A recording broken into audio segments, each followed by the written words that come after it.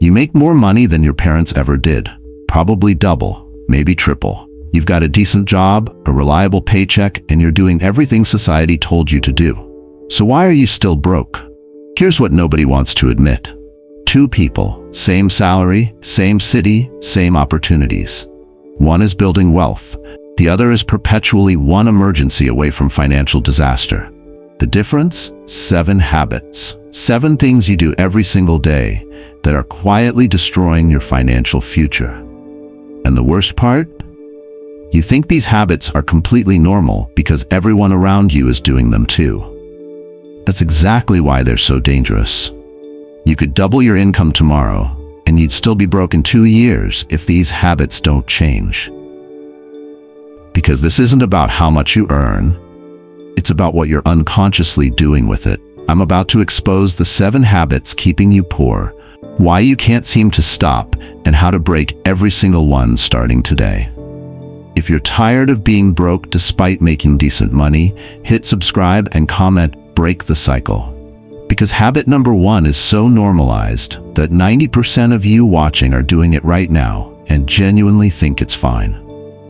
Habit 1. Lifestyle creep. Spending rises automatically with income.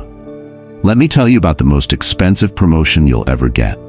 The one where you start making more money. You've been grinding at your job for 3 years, making $60,000. Finally, you get promoted. $80,000 a year, a 33% raise. You're killing it. Time to celebrate. So you do what everyone does. You upgrade your life to match your new salary. Bigger apartment. I can afford it now.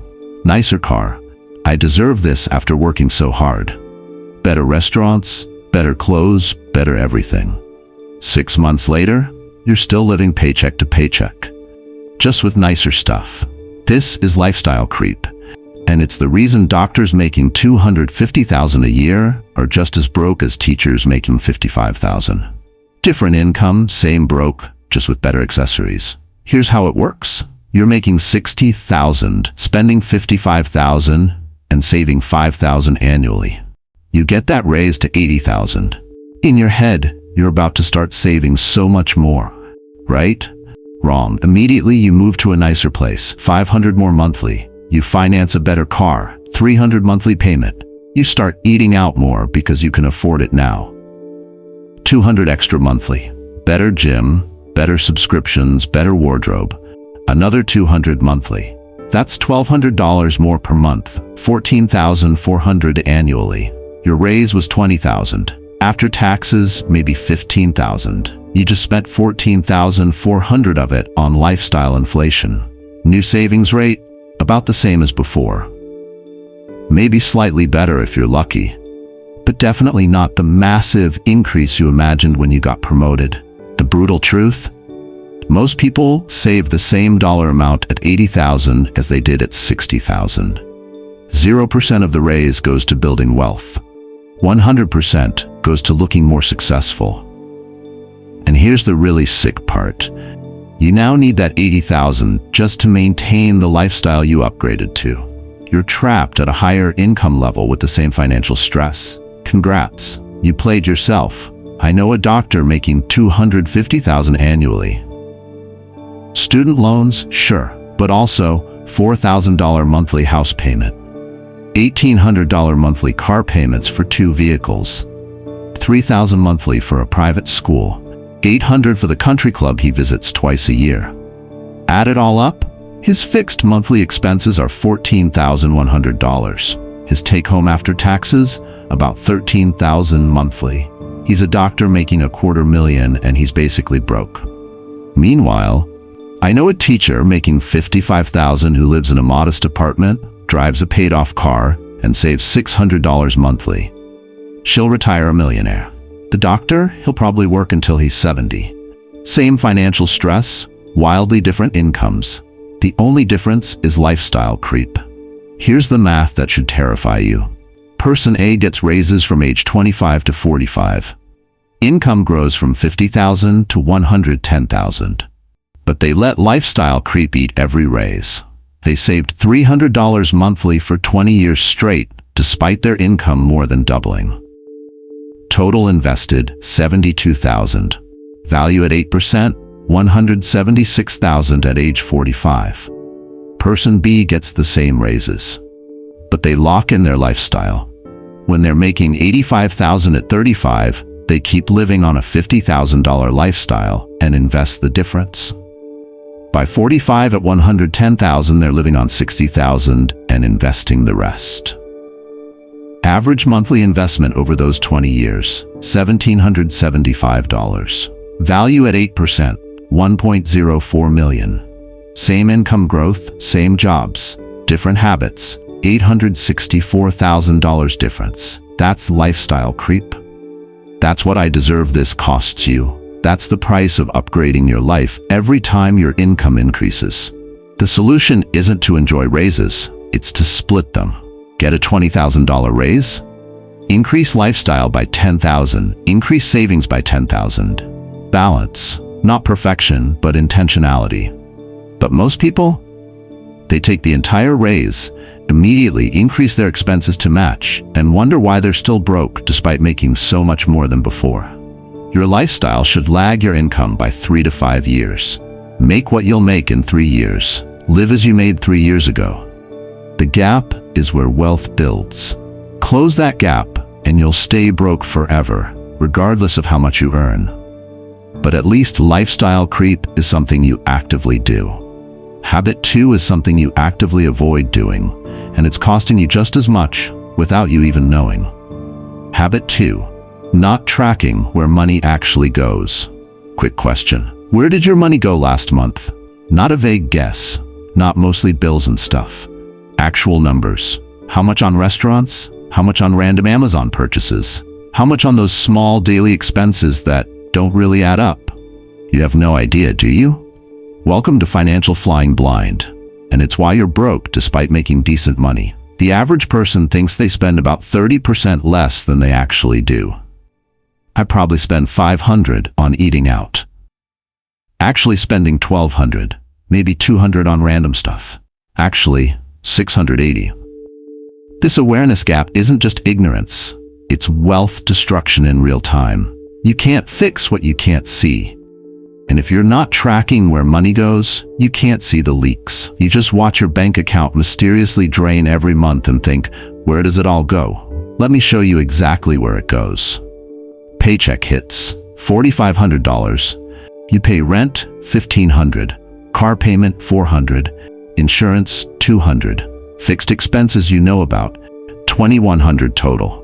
That leaves $2,400 for everything else. Should be plenty, right? End of the month rolls around. Bank account, $180. Where did the other $2,220 go? You genuinely don't know. This happens every single month, every single year. Annual mystery disappearance? $26,640. That's a car. That's a year of retirement funding. That's a down payment on a house. Gone. And you have no idea where. This is what happens when you don't track. Money just evaporates into life and you accept it as normal. Want to know what tracking reveals? Restaurants, $780 monthly. But I barely eat out. You do. You just don't remember because you never measured it. Coffee shops, $190. It's only $5. It's $5 times 38 visits monthly. Amazon impulse purchases, $340. Those small orders add up shockingly fast when you actually count them. Subscriptions you forgot about, $180. That streaming service you used once. That app trial you never canceled. The gym membership you haven't visited in 4 months. Gas station snacks, $120. Seems ridiculous until you realize you stop twice weekly for drinks and candy. Random Target runs, $610. You went for toothpaste, left with $70 of stuff you needed. Add it all up, $2,220.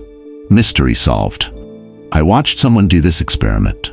A guy making $72,000 annually. Thought he was pretty good with money. Saved maybe $200 monthly. Couldn't figure out why his net worth grew so slowly. Tracked spending for 30 days. His reaction when we added it up? I had absolutely no idea I was spending this much. Eating out, $940 monthly. Entertainment, $420. Random shopping, $680. Subscriptions, $160. Total non-essential bleeding, $2,200 monthly. He cut just 50% of it, not eliminated, just reduced.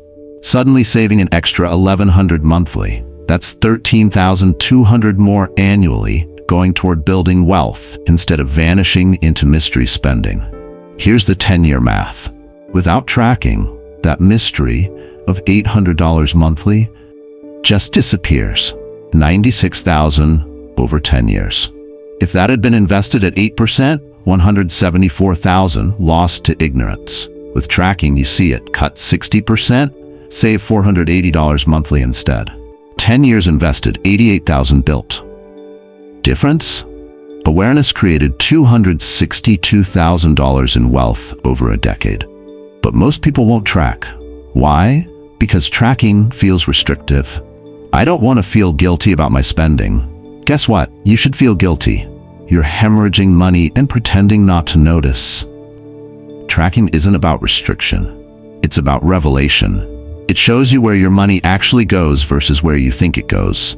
That gap is usually shocking, and that shock is necessary to change. 30 days. Track every single dollar for 30 days. Don't change anything yet. Just write it down. At the end of the month, review the categories. Guarantee you'll find at least 3 spending categories that make you say, holy shit, I spend that much on this? Those 3 categories? That's where your wealth has been disappearing to. Not tracking lets money slip away unnoticed. But habit 3 is actively choosing to stay poor while convincing yourself you're being responsible. Habit 3. Waiting to invest. I'll start when I have more money. Here's the sentence that's costing you hundreds of thousands of dollars. I'll start investing when I'm making more money. No, you won't.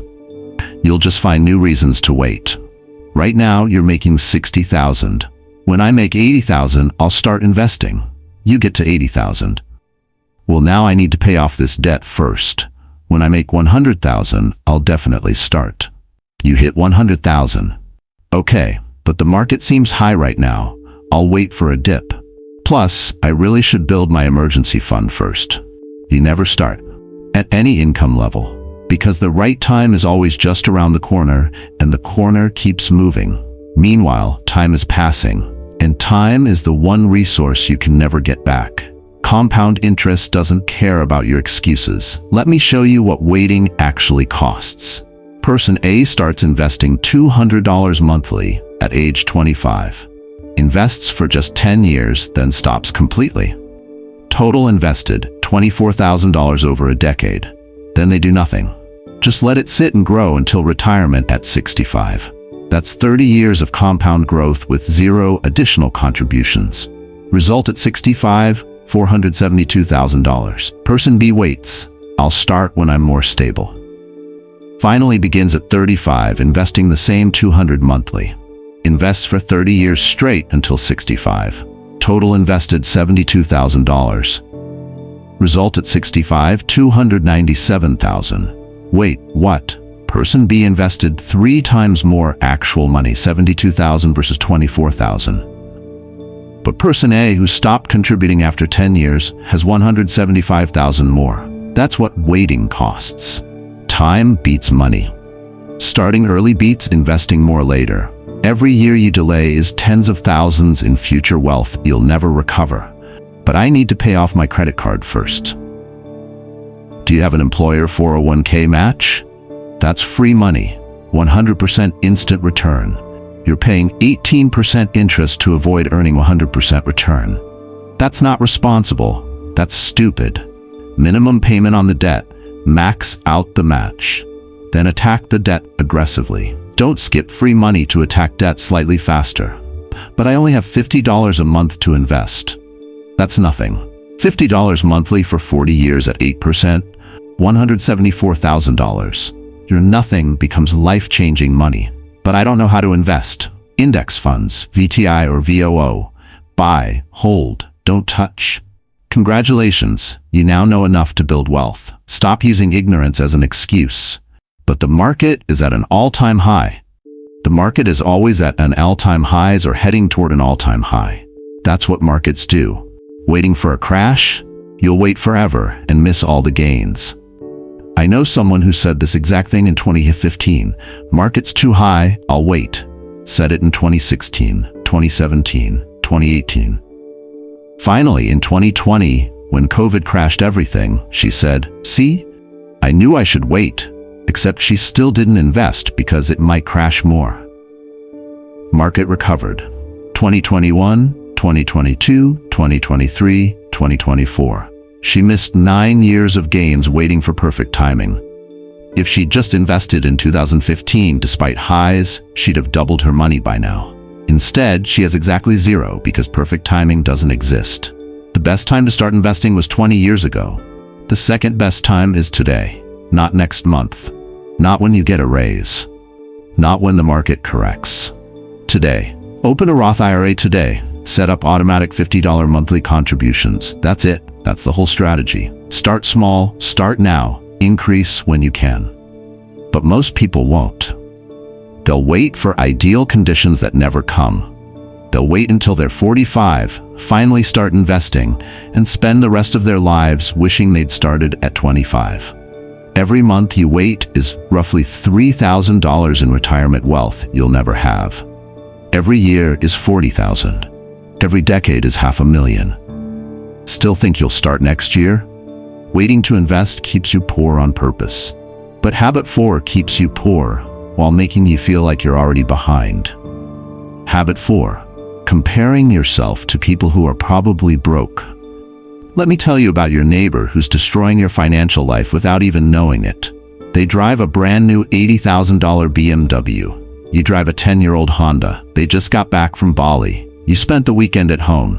Their house is gorgeous. Yours is fine. You feel poor every time you see them. So what do? You upgrade. Finance a nicer car. Book a vacation you can't afford. Buy stuff to keep up. Congratulations. You just went into debt to impress someone who's probably also in debt. Here's what you don't know about your neighbor. That $80,000 BMW? $1,200 monthly payment for 7 years. They're underwater on the loan. The Bali trip? Financed on a credit card at 24% APR. Still paying it off 6 months later. The gorgeous house? $600,000 mortgage on a property they bought for $550. Already underwater after closing costs. Their net worth? Negative $80,000. They're one job loss away from complete disaster. Meanwhile, you with your paid-off Honda, modest house and boring staycations? Net worth? $185,000. You're actually wealthy, you just don't look it. That's the trap. You're comparing your reality to everyone else's highlight reel. And most highlight reels are financed at interest rates that would make a loan shark blush.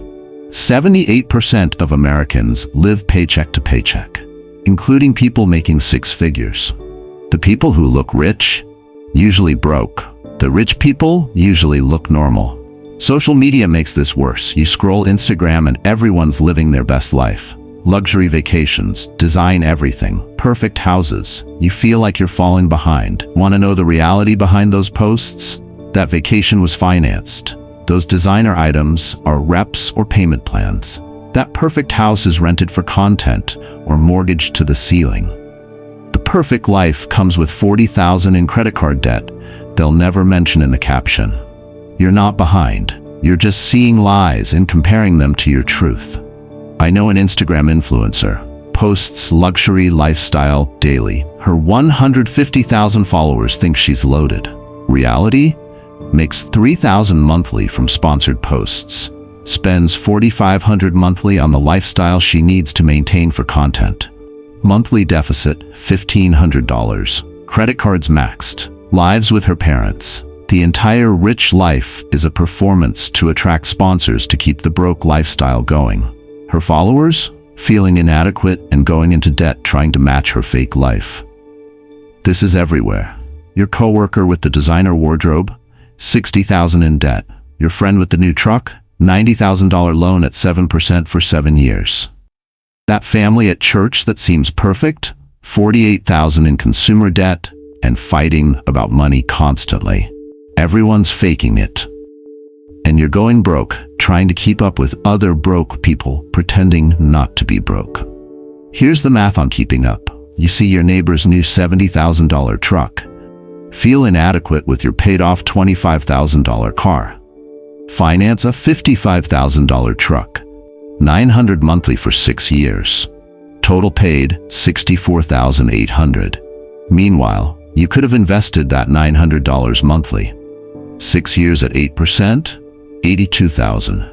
Keeping up with a probably broke neighbor costs you $146,000 in wealth. For a truck that does the same job as your paid-off car. The solution? Stop looking at what others have. Start looking at what you have. Unfollow every account that makes you feel inadequate. Stop comparing your behind the scenes to everyone else's highlight reel. Focus on your numbers, not their image. Because I guarantee their numbers are worse than their image suggests. Your only competition is yesterday's version of yourself. Are you better off than last year? Then you're winning. What anyone else is doing is completely irrelevant to your wealth. But you'll never believe that if you keep comparing. And comparing keeps you chasing, spending, staying broke, while feeling like you're already behind people who are actually behind you financially. Comparing to broke people makes you broke. But habit 5 keeps you trapped even when you think you're being smart. Habit 5. Using credit cards wrong. Rewards chasing while carrying balance. Let me tell you about the dumbest sentence in personal finance. But I get 2% cash back. Cool. You're also paying 18% interest on a $6,000 balance you're carrying month to month. Let me do that math for you. $6,000 at 18% APR costs you $1,080 annually in interest. You're spending $18,000 on your credit card yearly and earning $360 in rewards. Net result? You're losing $720 per year to the credit card company while convincing yourself you're gaming the system. You're not gaming anything. You're getting played. And you're high-fiving yourself while it happens. Credit card companies aren't stupid. They don't offer rewards because they're generous. They offer rewards because the math works overwhelmingly in their favor.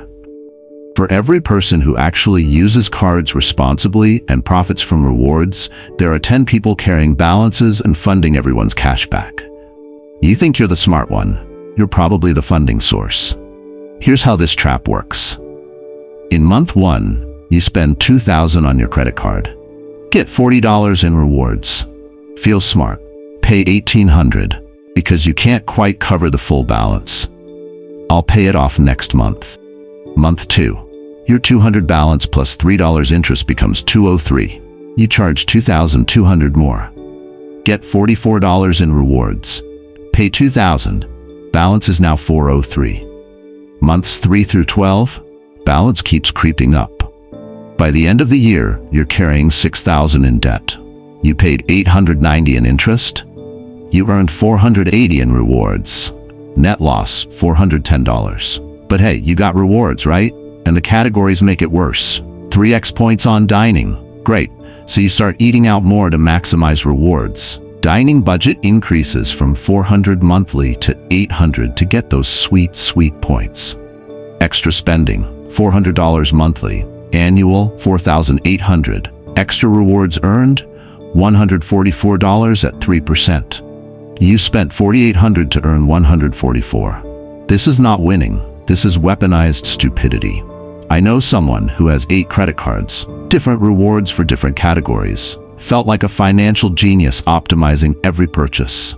Meanwhile, carrying a total balance of $12,000 across all cards. Annual interest paid, $2,160. Annual rewards earned, $72. Net loss, $1,440 annually. Plus, countless hours monthly figuring out which card to use for which purchase. Meanwhile, someone else has one credit card, uses it for convenience, and pays it off in full every single month. Never carries a balance, never pays interest, earns $380 yearly in rewards. Net gain, $380 with 5 minutes monthly effort versus losing $1,440 with hours of optimization. Who's actually smart here? The solution is brutally simple. If you can't pay your credit card in full every single month, you shouldn't be using credit cards. Period. Not planning to pay it off. Not usually pay it off. Either you pay it off completely every month or you cut up the cards. But I need them for emergencies. No, you need an emergency fund. Credit cards at 19% APR aren't emergency tools. They're poverty traps with reward programs attached. But my credit score. Your credit score means nothing if you're broke, and you can build credit just fine with one card paid in full monthly. Here's the rule. Swipe the card only if you have the cash to pay it off today. Right now. Not hoping you'll have it when the bill comes. Actually, it's in your account already. Can't follow that rule? You don't get to use credit cards. It's that simple. Because every month you carry a balance is a month you're volunteering to stay poor while collecting rewards that don't even cover the interest you're paying. Stop optimizing rewards. Start optimizing by not being in debt. Revolutionary concept, I know. Credit cards trap you with rewards theater. But Habit 6 traps you with something even more insidious. Comfort. Habit 6, staying in comfort zone. Same job, same income, same broke. Let's talk about the most expensive decision you make every day. Staying comfortable. You've been at the same job for 6 years. Started at $50,000, now making $59,500 after those generous 3% annual raises. You're comfortable. You like your coworkers. You know the routine. The job is fine. You're also quietly getting poorer every single year. Inflation is running 3 to 5% annually. Your raises? 3%. You're losing ground. That $59,500 should be $67,500 adjusted for inflation. You've taken an $8,000 real pay cut over 6 years by staying comfortable. But it feels stable. Stable and broke is still broke. Meanwhile, your friend has switched jobs twice in those same 6 years. Started at the same $50,000 you did. First switch at year 3 landed a 15% raise, $63,000. Second switch at year 6 landed another 15%, $82,000. Same starting point, different strategy. She's now making $22,000 more than you annually because she was willing to be uncomfortable. But job hopping looks bad. Not anymore. Staying at one job too long signals you're complacent, not loyal. Companies reward job switchers way more than they reward loyalty. That's just math. And it's not just salary, it's side income you're not building. Every evening you spend watching Netflix is an evening someone else is building a side business. Every weekend you spend relaxing is a weekend someone else is freelancing. I'm too tired after work. Yeah, so is everyone. The difference is that some people understand that being tired and broke is worse than being tired and building wealth.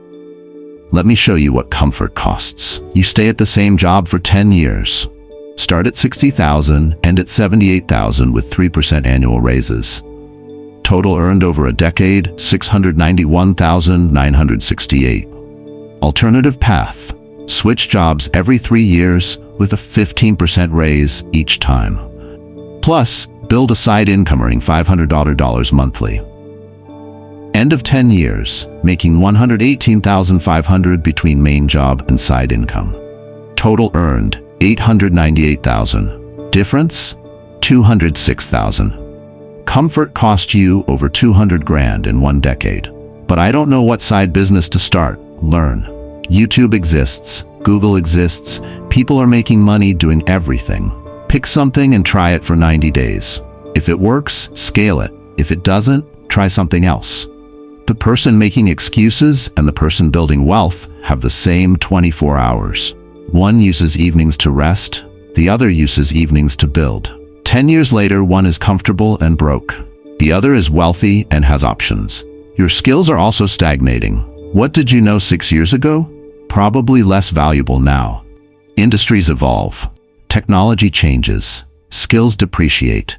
Your coworker is taking online courses, learning new software, and building expertise. You're doing the same job the same way you did 5 years ago. You're becoming obsolete in real time and calling it stability. Then restructuring happens. Layoffs. You're 52 years old with skills from 2015. Overqualified for junior roles. Skills outdated for senior roles. You're unemployed for 11 months. Finally, find something.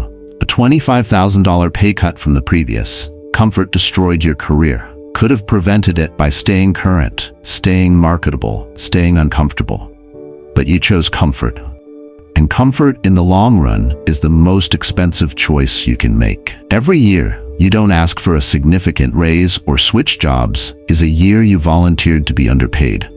Every evening you don't work on a side income is an evening you choose present comfort over future wealth. That's fine if you're okay with being broke, but stop wondering why you're broke while actively choosing the habits that keep you broke. Comfort feels safe. Comfort feels stable.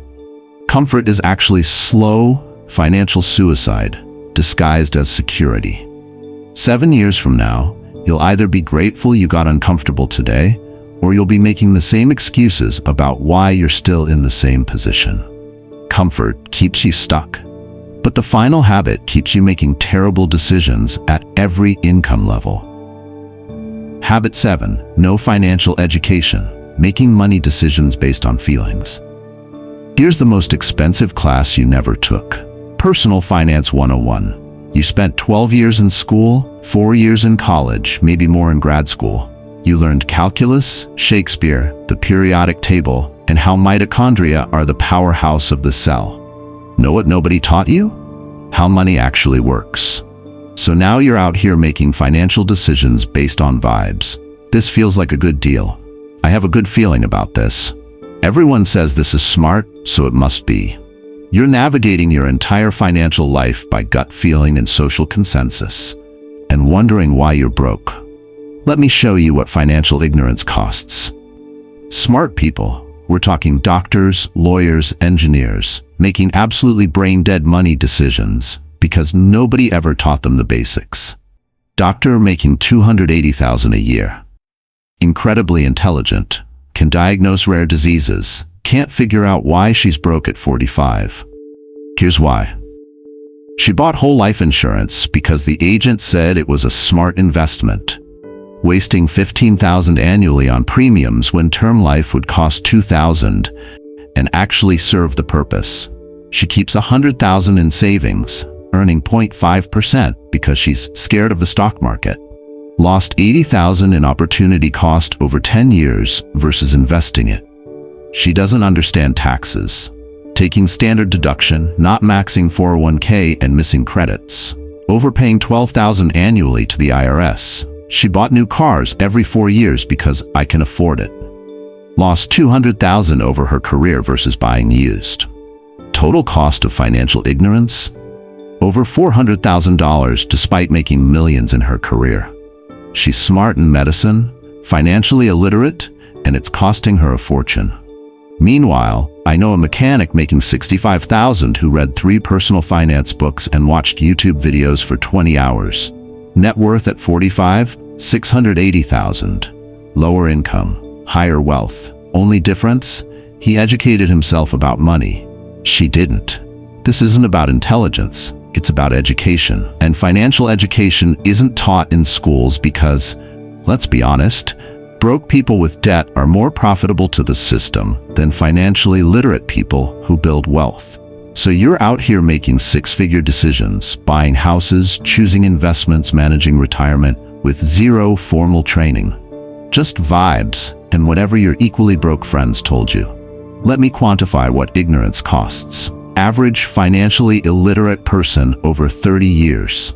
Overpaying taxes, $4,000 annually. Wrong insurance, $3,000 annually. Not investing, $8,000 annual opportunity cost. Bad debt decisions, $5,000 in interest annually. Poor purchasing, $6,000 annual waste. Total $26,000 per year. Over 30 years, $780,000.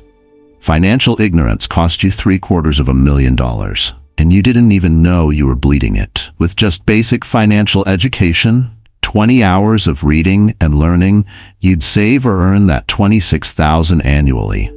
Invested at 8% over 30 years, $2.9 million difference. You're not broke because you're stupid. You're broke because nobody taught you how money works, and you never taught yourself. But finance is complicated. It's really not. The basics you need to know fit in a weekend of learning.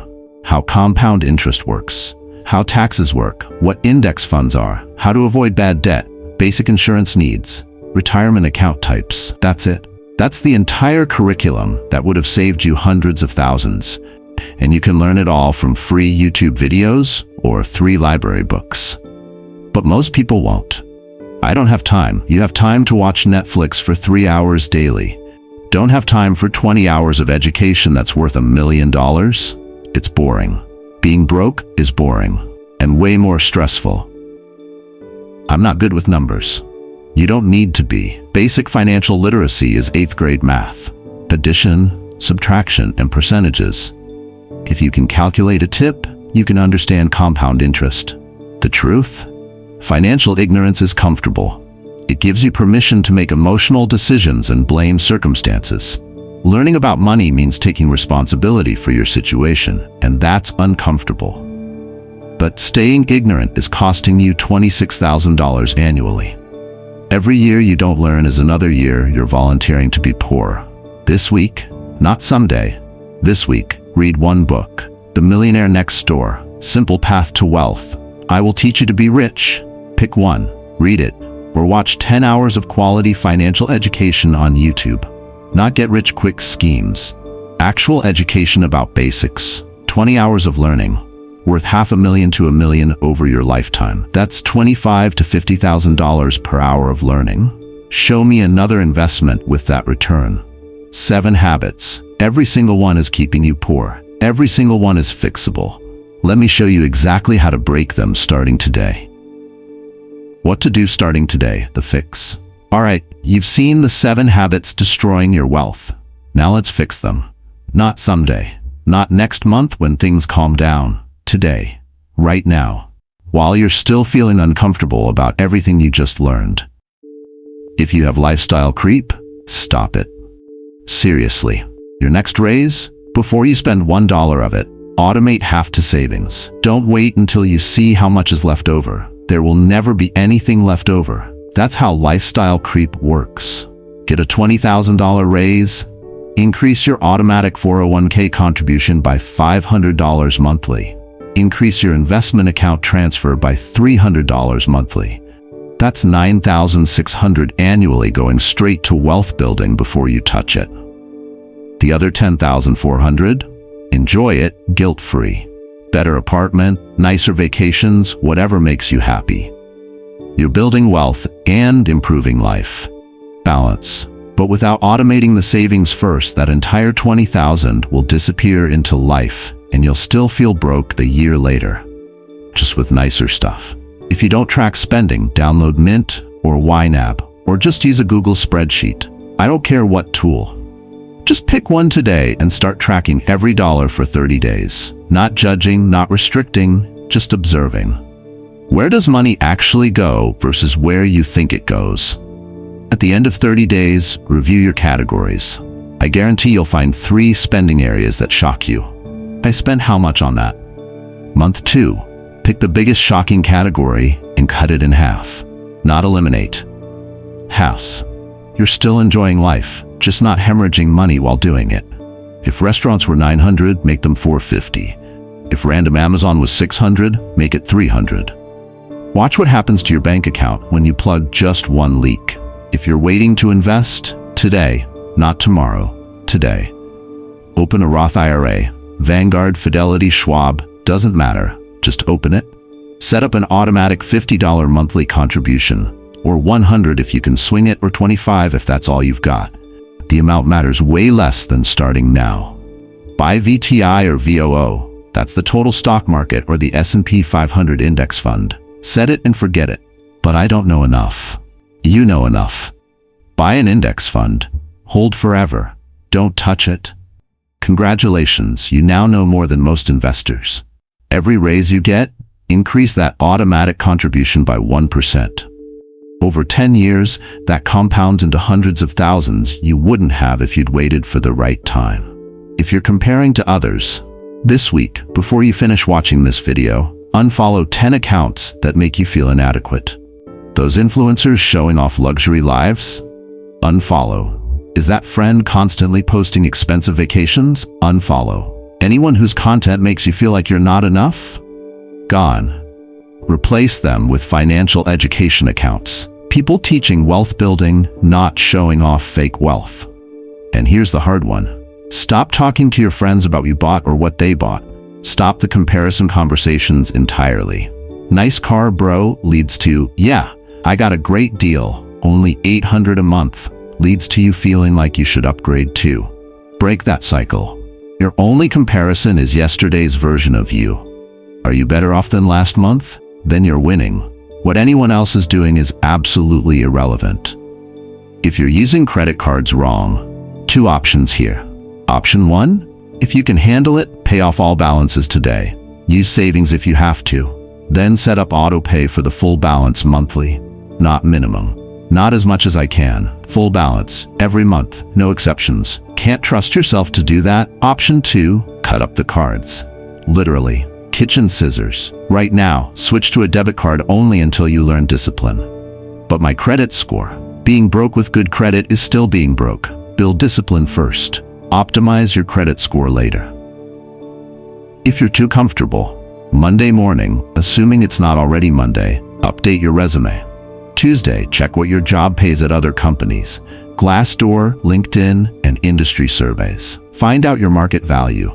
If you're underpaid by 10% or more, schedule a meeting with your boss to discuss compensation. Bring data. Market rate for this position is X. I'm currently making Y. I've been here Z years and delivered these results. Let's discuss bringing my compensation in line with the market. They say yes? Great. They say no? You start job searching while employed. Comfortable doesn't mean trapped. Simultaneously, brainstorm 3 possible side income ideas this week. Pick one. Test it for 30 days. Doesn't work? Try another. Something will stick if you actually try instead of just thinking about it. If you have no financial education, this month, 30 days, read 1 book. Just 1. The Millionaire Next Door. The Simple Path to Wealth. I will teach you to be rich, your money or your life, any of them. Or watch 10 hours of financial education on YouTube. Graham Stephan, Andre Geek. Minority Mindset. The Money Guy Show. Pick channels teaching basics, not selling courses. 20 to 30 hours total. That's 1 hour daily for a month. You spend more time than that scrolling through TikTok weekly. Redirect that time to learning about money. At the end of the month, you'll understand compound interest, tax optimization basics, investment fundamentals, and debt strategy. That knowledge is worth hundreds of thousands over your lifetime. The reality: you don't need to fix all 7 habits tomorrow. Pick 2. The 2 that hit hardest when you read them. Fix those this month. Next month, add 2 more. 6 months from now, all 7 habits corrected. Your financial life has been completely transformed. Not because you won the lottery, because you stopped doing stupid things with money. Most people won't do any of this. They'll watch this video, feel motivated for 18 minutes, then change nothing. They'll be having the same conversation about being broke 5 years from now. Don't be like most people. Your future self is either going to thank you or curse you for what you do in the next 24 hours. Choose wisely. 7 habits keeping you poor. Lifestyle creep. Not tracking spending, waiting to invest, comparing to broke people, using credit cards wrong, staying comfortable, and financial ignorance. These aren't character flaws. They're learned behaviors. And what's learned can be unlearned. You don't need to be perfect. You don't need to fix everything overnight. Pick 1 habit, the one that made you the most uncomfortable when you read it. Fix that one this week. Drop the habit number you're fixing first in the comments. Your commitment might be exactly what someone else needs to see to start changing their own life. Here's the truth. You're not bad with money. You just have bad habits with money. And habits change faster than you think when you actually decide to change them. Hit subscribe because the next video breaks down how to automate wealth building, so these new habits run on autopilot. Poverty isn't permanent unless you make it permanent through permanent habits. Change the habits today. Change your life forever. Your move.